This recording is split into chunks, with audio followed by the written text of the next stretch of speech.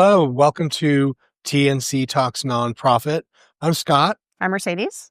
And before we get started with our first guest today, I would like to thank our sponsor for the series this year, Methodist Healthcare Ministries. Without their support, I'm not sure this podcast series would be been possible, and we want to thank them again for that continued support. And we will get started with our first guest. Right. I'll have Mercedes introduce her. So today we have Evita Morin with Rise Recovery. And so before we launch into your story of how you got to run such a wonderful organization, why don't you tell us a little bit about Rise Recovery and what the mission is and what the work that you do here? Thank you. Yeah. So Rise Recovery has been around for almost 50 years. We're about to celebrate our 50th anniversary I had the next no year or two. idea. I know. It's been around for a long time. And our primary focus is to serve youth, young adults, and their families, overcome the negative impacts of substance use, and to partner with the community in education and prevention. So all around making sure that kids, teenagers, where substance use typically starts and turns into dependence as they become adults, is arrested and that they're redirected to a life where they consider joyful options of recovery. Yeah. And 50 years, and I know when I first started at the council, it was not Rise Recovery. Right. We rebranded. PADAP. Yes, Palmer Drug Abuse Program. That. That's right. And had kind of a cult following for a while. Yeah. So when did it change to Rise? Transition over? I can't even remember. Oh my gosh. I would say about 12 years ago, we had transitioned to Rise Recovery, mostly because the term drug abuse is considered more stigmatizing and labeling of the person, and it is not a moral failing. That's one of the things a lot of people don't recognize, that it is actually a medical condition. And so the word abuse that connotates some stigma. So Rise is much more focused on the recovery focus, on positivity of changing behaviors if they are a negative impact to you. So right. Mm-hmm. And y'all are in the same, is it the same land? Is that where? Oh, no. So you it's went through been a big capital campaign. Yes, we started out. That. Oh my gosh. When we started, this was a ministry of a church. And so it was support groups and really handshake deals with various churches from Houston to San Antonio. There were actually chapters once upon a time. Now we're completely separate from any other. And it was borrowed space, leftover space, really, which was wonderful that people were so charitable, but also terrifying because you never knew when your expiration date would be for the longevity of your space. We had to invest in when the pipes broke, when there were, varmints in the facility. And it wasn't really something you were ever investing in the mission because it was the space that didn't belong to you. So we hosted a capital campaign right before COVID. We raised our last dollar. Oh my gosh. Oh my gosh, truly closed it and decided when all of the construction prices went up during COVID that we had two options. We could either reopen the campaign to raise the extra money or review the architecture and decide what we really needed versus what we wanted. And that's what we did. Okay. We were trying to be good stewards of the dollars we raised. We knew it wasn't time to be raising that money again. And so now this beautiful campus on 2 acres. I was going to say, it didn't look like you scrimped on anything. We It's a really No. beautiful. It was a space. labor of love. Our key donor, Susan Naylor, she lost her son to this disease, and she contributed significantly to it. Harvey Najam, another huge contributor, purchased the land for us with his initial donation. And so it really was people who made that possible. Even our architect was a person who had been a parent in our program once. Oh, wow. And so he designed it and helped us design it, knowing what he would have wanted when he first drove up to our facilities needing help for his child. So just the poetry around how personal this project was to so many people really made it such a pleasure, which I wouldn't say every capital campaign might feel like. Probably not. No, but that's what I love about the work is that it's so meaningful, so personal to so many people who are involved in it. And that's, I think, the recovery space we've noticed, because there are several of those agencies in our membership. Right. There's a common theme with all the recoveries is it's people that have either been touched by it themselves or a family member. Right. And they just get really involved. They just don't want this for the next person. Right. And to go through this and to go through it alone and to not have the support. And so, it's been a real honor to serve, knowing that even our board members, our donors in some capacity understand this very personally. So no other capital campaign in the horizon. Oh my gosh, we've 'Cause, outgrown our space, they're but like, oh yeah, we're going to go in phase 2 now. I can't even. How many families I've do not y'all gotten directors serve to do that. roughly? Sorry? How many families do you guys serve at any one time? Oh my roughly? gosh, we see well over 2,000 people across all of our campuses, because we serve not only on our own campus but in multiple school districts, and then we have the Recovery High School on our campus as well. Right. We provide and telehealth services, even out like toward Houston. We provide a school support there. Wow. So it's a lot. Yeah. Well, so how in the world did you get into the recovery space? I'm sure you didn't wake up when you were a teenager or when you were a young person and say, well, I really want to run a recovery nonprofit. And that I was going to even become a CEO. That was a surprise to me as well. But maybe not for other people. At the time when I was in high school, I was a very precocious kid. I was a big nerd, really, but also, at least when I got to, when I was little, when I was younger, like middle school, I had my hair in front of my face. I was so shy. I moved around really every year, from like, elementary school to middle school. And so I was constantly in new social environments, and I just was like a shell. I closed up. So, and I remember my teachers like, get your hair out of your face. It's not, I was, what would they call me?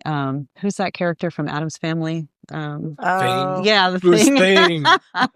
So that's how introverted I was. With When my I got to high school, I became much more extroverted. I went to Hondo High School in the middle of nowhere. Yeah, that's a small town. And so I was just starting to kind of find myself. And so I got involved. And school was just for me, it was a great experience, because home was not a great experience. So I really kind of escaped through getting super involved in school. I was in band. I was the first chair and drum major. I was the journalist, the head journal, the newspaper editor, and part of the student council. I became a student council president, and I think it's a small town, right? So I'm not going to get a strong campaign. It sounds like. But if you were willing to do something, right? And I just wanted to soak it all up, and I never wanted to go home, and I wanted to be busy all the time. Yeah, at school. They just welcomed me to do it, and so it was a gift. It was amazing, But Hondo also felt like the smallest place in the world. I couldn't wait to get out of small fast enough into something big. And so, but it gave me a lot of leadership opportunity, a lot of realization that I loved to lead. And so surprise, somehow I found my way back into that. And then the service piece, my mom would say I've been kind of a thoughtful person in that way since I was little. I remember in Dallas, when I was living in Dallas as a kid, I would put up posters in the neighborhood to save the whales. Oh, in Dallas, like there were whales to be saved. Like that's, that was just part of my compassion for the world and the environment and the animals. And so that was just how I was. And she nurtured that. She let me be that way. So when I get to college, I went to New York City. I went to Columbia University. Never lived in New York, or really, I think I visited it once before. It's a big shift from Hondo, Texas. Yeah, and I had been in, big towns in Texas, Dallas, Houston. Nothing is like New York City, really. And it was, I spent about 10 years up there total between New York and then for the last couple of years, New Jersey. But it was there that within 1 month of me living there, 9/11 happened. As an 18-year-old kid who was brand new to New York City, it was a very humbling, it was just a kind of surreal experience to be a part of that, to see friends of mine whose parents worked on, Wall Street and downtown, and just to experience this collective terror that happened. It kind of made you a New Yorker overnight. And so I think, we were just talking earlier about COVID and how, despite how horrific that was, there were some things that, it bonded people in a lot of ways. It did that for me. And so I immediately was part of some collective experience that didn't make me an outsider. And that would have probably not happened quite as easily had I not experienced that with all of my kin. So I became a New Yorker very quickly and felt like it was a part of me very quickly. And I took it all in. Everybody rebuilt and recovered, and we became stronger because of it. And I got very involved in school. It was weird though to being in like the South for so long and being in Texas. I never questioned my identity. I never questioned the color of my skin. I never questioned where I was from, and nobody else did either. They just kind of, it was just a norm. But up there, suddenly people were asking me like, are you from Afghanistan or Pakistan? And what languages do you speak? Nobody knew what I was. And I was maybe one of less than 10 Mexican American people on the campus. Oh. So I just, the experience of taking who I was for granted to suddenly questioning or being questioned all the time was a really interesting experience. It seems interesting in New York City, of all places, that people would even really question anything. Do you think it was this post 9/11? It was. So that may have influenced. Did you get that's it a great before? point. I don't think any of it was ever in Well, yeah, meant in any sort of judgment, No. but tons of curiosity. Okay. And at that school, there are a lot of New Yorkers, a lot of people who are used to, but then there's a lot of international people. Right. That's why I was surprised that anyone would even like bat an eye. Yeah. No, it was even like the taxi drivers who everybody would want to know, like, where are you from? But in a curious way. Right. So, Okay. but I never questioned it before. And suddenly I was like, what am I? You didn't have the Texas drawl. I didn't. So, and I grew up very Americanized. And so part of it was a culture shock for me. There was like a group of, you could join this like Latin caucus. And when I went, because I thought, well, maybe I'll relate to them. They were cooking Spanish foods I didn't grow up with, speaking language I don't speak, dancing and dances I don't know. And I actually never felt so far away from the culture I kind of took for granted. And so I gravitated toward those the diversity of the school. And it helped me be a very open person. It helped me not there was no group I could glom onto that was like me. And I was one of so few that it made me just so intrigued by diversity, so intrigued by culture, so open. And I spent a lot of my time studying culture. I ended up being an American studies major for my undergrad. Oh, which really did influence you a lot. It did. And 9/11 certainly did that as well. Sure. Or with a focus on urban studies. So I spent a lot of time studying New York City. I'm actually in IMDb for a documentary that was made around a subculture of people that I studied in New York City for a long time. And so it's just, it was just amazing. And I got to experience a lot of just exposure to people that I think serves me well now that I'm a leader working with all kinds of people. And so I ended up taking a break and working for Mayor Bloomberg after I graduated, because what can you do with an American Studies major? Not a whole lot. So, and I really love the idea of city government. I didn't no idea I was going to do what I'm doing now, but I loved working for him. He was so interesting. He was, he's this billionaire philanthropist, world leader, but also his leadership taught me a lot just by watching him, because he did it so differently. He had this bullpen model. He was famous for that. So he was in the middle of cubicles. Everybody had cubicles. It was just one giant space. Oh, interesting. And so that's how he was in the middle? Yeah, he was in the middle of it. Wow. And so very accessible, very transparent. And then the other cool thing that I remembered watching is my job was to read the paper, watch the news, digest it. I would get there at 4 a.m. It'd be on his desk, like as soon as he got in, with him and all of his direct reports. Yeah. And then I do it again at noon and do it again in the evening. And so he would also take Spanish lessons. It was like at the edge of the bullpen was a little like snack and cafe area. And during break times, he would sit with a coach and learn Spanish. And so you would hear him like practicing phrases and doing. So just something about his openness to learn, his being accessible. It taught me a lot about leadership and what that could look like. completely different from maybe what the traditional, yeah, especially in a major metropolitan city where someone's in the corner glass office. The hierarchy was Right. really prevalent. Right. Interesting. Exactly. So it was not there. And so I loved that. And I loved the idea that in New York, it's not like every city's different, but New York really, they manage every social service. In San Antonio, it's really managed by nonprofits and funded by the city.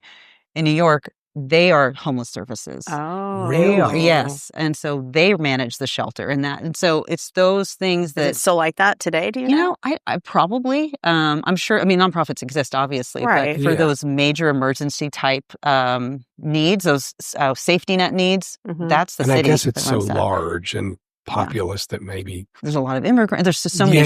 It's a lot to manage. And so I got to kind of be exposed to social work and to social services that way. And that was really great because that was one of the gifts of being in this tiny little job was I was overexposed to the mayor and his team. And I was exposed to every possible thing that was happening in New York City because it was my job to be. You watched the news. And read every single paper that was out. Yeah. And so I felt super informed. Wow. Was that overwhelming sometimes? Like 9/11, every anniversary was the most overwhelming thing I've ever experienced. I've actually never even gone down to the rebuild because it wasn't even the day that was traumatizing as much as having to go through all the footage for a full day and see it all over. And, it was just, and that's my job. Like you can't avoid. So, and it was just a hard day for my whole team. I remember we'd all take turns just like, take a little break. It's heavy.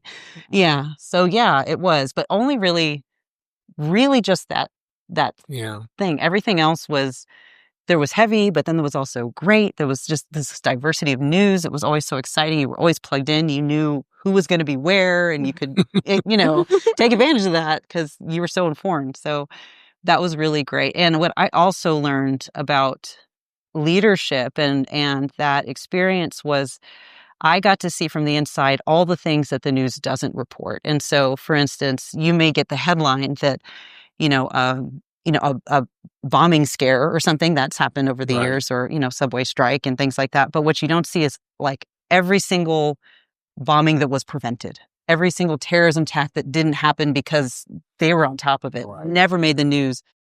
And so all of that prevention effort, all that effort to, risk management stuff, like you can't get them all, but oh my gosh, what they were getting was amazing to see that on the inside. Right. So it was very cool. And it was powerful to see that. And so then I went to I went back to Columbia, got my social work degree, and decided that's what I wanted to do. After being kind of plugged into that with your job with social the mayor. services. I was like, okay, I want to serve in that capacity, but I thought I would be a counselor. I thought I would open up my own practice. I would do clinical. I focused on sort of high-risk populations was kind of the term at the time. But what I found about that as I was practicing was that there was actually little to no education on substance use at all. A lot of it is very mental health, but not behavioral health. And so high risk meant more like people living with HIV and AIDS, people who are in prison, people who are unhoused, but not substance use. That was just a piece of everybody's experience. Yeah. But it is it requires such a different kind of work that I'm always shocked that that's not often in the education. But I didn't know that's what I was going to do at the time. I knew that I wanted to work on the margins. I wanted to work with people who really were so exposed to trauma that they were probably likely living it out and harming others. And the reason for that is because I came from a largely traumatic background. I was victimized a lot, childhood, family violence, sexual violence, all the kind of stuff that you can imagine. And so I really was trying to think through how to heal myself, how to heal other people. I went to 12-step groups myself growing up as a young adult in New York, trying to manage my own mental health, my own behavioral health. And I wanted to really understand what was going on in the lives of people who became victimizers. And so I went to work in a prison directly with sex offenders. And I wanted to really not just understand, but because I did understand. Hurt people hurt people. Right. Yeah. And every single one of the men that I worked with had horrific stories of trauma and violence in their lives. And the lack of compassion that anybody was ever going to have for them was not going to make their outcomes any better out in the real world. And so that's why I was doing that work, was trying to stop it, arrest it from happening. And like, but you're just one tiny little person. Because it was kind of a cycle. Yeah. Did you find? Yes, every time. Yeah. Generational cycle. Yep. Every time. And so it was an honor to work with that group. I also spent some time in the Bronx working with kids in alternative school, and ended up at a treatment center. And that's where I kind of had this fork in the road where I could get a full-time job as a counselor, getting paid more at a place that really didn't move me as much, and a part-time job as a tech, which is like a glorified babysitter at a rehab, working with people in recovery. And I was like, I just really wanted to work with people in recovery. And so I took a chance, and I took the lesser paying job as a tech part-time, and ended up growing into a full-time counselor at one, like it was worth the risk for me. At the end of the day, it paid off that I went where I felt steered. And it was a wonderful job. I got to really be exposed to what it's like to work with people recovering specifically from substance use. And I was doing full-time recovery work. I don't think I was as drawn specifically to the drug and alcohol being the issue, but just the idea of addiction in general was what I really wanted to focus all my time and energy on, was like, how do you recover from the habits that are harming you? And how do you recover from the things that you're choosing to numb with instead of resolve the issue that's underlying? Yeah, exactly. The underlying What's issue. The trigger? Alcohol and drugs are just one way to do it. And we all experience so many ways that we choose to numb instead of confront life on life's terms, as they say. And so I had considered myself on the road to recovery from mental health and from trauma, but I was not even near understanding my relationship with alcohol at the time. So I thought I was just like everybody else. And I worked that job. I was very passionate. But then I left. I went back to Texas after those 10 years there. One, I could not save a dime on the East Coast, especially as a social worker. I was growing in debt. And I went back home, and I didn't want to back to first. Well, we're in Dallas or Honda? San Antonio. I went to San Antonio, where I was born. I was born here. I just moved around as soon as I got here, and so that was that's how I ended up back in San Antonio. Was really just I need a change. I was leaving a pretty abusive relationship at the time, so it was a great break and reset for me. I was not in great mental health, but I did have a social work degree. I knew I would be employable somewhere, and so I came back home to try and just rebuild a life for myself here. And by the grace of God, Haven for Hope was looking for a counselor, and they hired me. And so that's no idea. Yeah, I started out as a aftercare case manager at Haven for Hope, and it was 1 year in of that whole facility. And I know locals understand this. Like when it was open, it was this huge deal, and one of the biggest, if not the biggest, homeless services campus in the nation. And we didn't know really how to navigate such a giant toddling baby of an organization. And so it was just like high school all over again, where I'm like, I'll do it, because no one else was doing it. Right. And they let me because somebody needed to do it. And somebody needed to take charge. Yeah, I was like, okay, let's figure this out. And I had so much fun growing in that. I realized too that I could be happy counseling with you, but in this large organization, there's so many moving parts that if I could just manage this department, then I could fix all that stuff. Right. And so they had just been open for a year when you joined. Okay, yeah. So they were probably still trying to work out all the kinks and how to systems, everything. Yes. So lots of systems, but also lots of messiness, lots of tape, lots of bureaucracy, but also super innovative at the same time. So it was this weird mix of tons of architecture that needed to be built, but also tons of possibilities. And that's my brain's on fire for that kind of stuff. So I started working there, and I became the manager because I wanted to let me just fix the P&Ps or draft the P&Ps here. Then you counselors can do better, easier work with your clients. But you find in systems that once you reach this layer, you realize there's a whole new layer. So I kept going to help fix, to help support, to help lead all the things that needed to happen in the systems. And 5 years later, I was reporting to the CEO as a VP of the transformational services of the which is the transformational campus, about 800 people that live there, and all the programming for that. And that's where I ended before I became the CEO at Rise Recovery. Wow. Yeah. So it's a journey.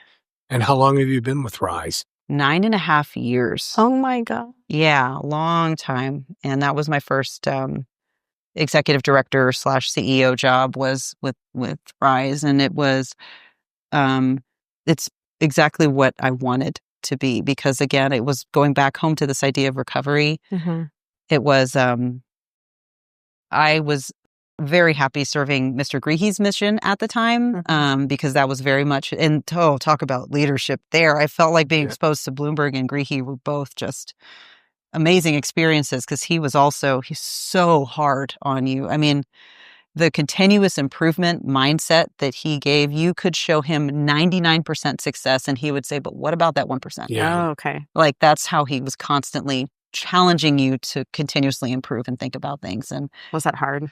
It's so hard. So hard. And you know why he is so successful. Right. Yeah. Well, that's true. I mean, it sounds like you had some autonomy, though, to make a lot of changes and decisions, but so much. And he would pat you on the back in the hallway for the work you're doing. But when you're in meeting time, there's no pats on the back. It's really about, you better know your stuff. And because if he knows it better than you, that's a problem. And so it challenged you. It challenged me to be a better, sharper leader. I was exposed to the board as I got kind of higher up the chain up over there. And Harvey Nasium was an incredible mentor to me. He really supported me quite a bit in my growth and development while I was there. And so just the honor of being exposed to these leaders who had been incredibly successful in their businesses and helped kind of give me some wisdom and guidance. I was a bit of a bull in a china shop, in that I am a high sort of future thinking, vision thinking leader. Yeah. To kind of bring me down to some systems that work and questions to ask yourself, and those things was like I needed that to be better. And so when I went to Rise, we were a small organization, about 12 staff, and still in borrowed space. And I think when I first met you, it was off of San Pedro, as an older church, pretty dark, pretty depressing. I was like, this is where you hold like teen meetups. I'm like, I don't know about this. I mean, again, like, all the grace goes to the churches that let us borrow their unused space, but it's not yours, and you don't get to. And it was leftover space. Yeah. And so that probably feels like leftover space when you have a client walking in. 100%. Well, and the people you serve, you know, it's like you want to show them what's possible, a better place to be. I was like you were really talking about walking in the door of your facility now. It's just so welcoming. It's so full of light. Yeah. It's so it's everything that I wish for people who in this space, and in substance use especially, behavioral health especially. You're talking about people who have been labeled often as the problem, kind of fast track to juvenile justice, fast track to being kicked out of school, and removed from the things that are supposed to be there to support them, especially kids. Like, especially if you're a kid, school should be a place that wraps around you, not that kicks you out. But I get it, because it's hard to manage the environment when you've got one person reeling. I understand, but it's so unfair. The system is so broken that there's not a place for these kids to be successful, despite the fact that they have a diagnosable disorder. What is wrong with that? And I know people who work with kids with dyslexia and other space, they feel the same way. And this is just that much harder, I think, because these kids are villainized and they have a lot of underlying issues. I can attest to the kids I've worked with. Some of them have been trafficked. Some of them have been, exposed to things they should never have been exposed to. Some of them are children. Some of them are, one of our graduates, he had an ankle bracelet when he got on. He would use the bus 2 hours here, 2 hours there to go to our high school, our recovery high school. Wow. And like, just to give them a chance, they will show up. You just have to give them a space that they're welcome and that they can make mistakes and not be villainized for it. So that's been my dream. And so when I got there, we were one program. We had one support group for youth, for families, and for young adults, like each. And that was really the only thing we did. And as we built this vision for San Antonio, it was really about how do we fill these gaps for these kids, because this is not enough. We're getting them too late. And so we started going into the schools and doing early intervention there. We were talking to the kids no one else is talking to, because you can just say no to drugs all day long. And a group of them will listen. They'll be scared straight, that kind of thing. But then the ones that are using, it is solving their problem. They are feeling good. They're like, not very you're not going to take, not motivated at all to listen. They're already on the path. Yeah. And any teenager feels invincible. So they are getting away with it. Why would I change? This is working for me. And the scary thing about that is that they, you and I had to learn eventually. I eventually learned through Rise Recovery that I needed to check my own alcohol behavior. And I've now been in recovery for a number of years because of my own reflection. Congratulations. Well, thank you. It's been a gift to not rely on that as a crutch and to face whatever it was I needed to face. And, but if these kids learn this so early that there's an easy button to numbing out and to not feeling the feels I have, instead of learning the coping skills that we all eventually pick up, talking to a friend, exercising, meditating, whatever it is that we do that's healthy for us, they never got to learn those hard things. They just easy buttoned it. That is setting them up for we just slicked the slide to addiction. And that's the part that we're trying to get, arrest and stop from happening. And it's a gift. It's a gift to work in that space. And, I love it. We feel it's a gift to have you Thank there. you. And I'm sure the staff feel the same and the board. And I can The see clients. now, because what we didn't say is Evita is also on our board and the leadership development chair. And now I can see with your path why you are leading this committee and this nonprofit council the way you are. It's one of my favorite things. It's like You've done it's a lot in breath a of short fresh- time, and it's really been a blessing for us. Yeah. Because there's been so much you. traction and involvement from our membership, and what you're doing is working. So Well, we just appreciate keep me your in vision. check. Yeah, I don't think so. It's just nice to have that because members know what y'all want, and we're just here to help facilitate it. Yeah, no, I think despite the fact that I run this, organization for my job, my favorite things, the two favorite things that I do outside of that I just love is one is being a part of the Leadership Development Committee and planning Human Services Day for Master's Leadership Program, because I get to expose That's these, right. 50 seasoned and retired leaders to the whole world of social services. How amazing. Yeah, So which is an important these piece. things just light me on fire to do. And It shows. yeah, thank you. Yes. It's an honor to be a part of. And it also helps me get when I was younger, I loved karaoke. Oh my God, I love karaoke. And I was an acting major for 2 years of my undergrad before I switched over to American Studies. Wow. So this also kind of helps me get my fun stage time out without. Well, we'll have to remember the karaoke. Yeah, part. we will have to remember that. That sounds kind of fun. Oh, don't give me a microphone. I won't give it back. I won't give it back.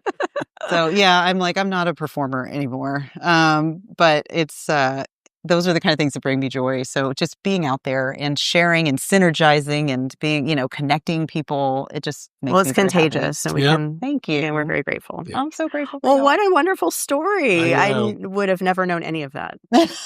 I mean, acting, New York City. There we and go. this is what the podcast is about. Just Yeah. learning About- about you guys and Yeah. how you got into this role and leading these great organizations. So we thank you so much Yes. I'm so grateful for for coming y'all. today. Thank you. Yeah. Well, And we will see y'all next time. I do want to thank our sponsor, Methodist Healthcare Ministries, for providing this series for you all. And we will see you next time on TNC Talks Nonprofit.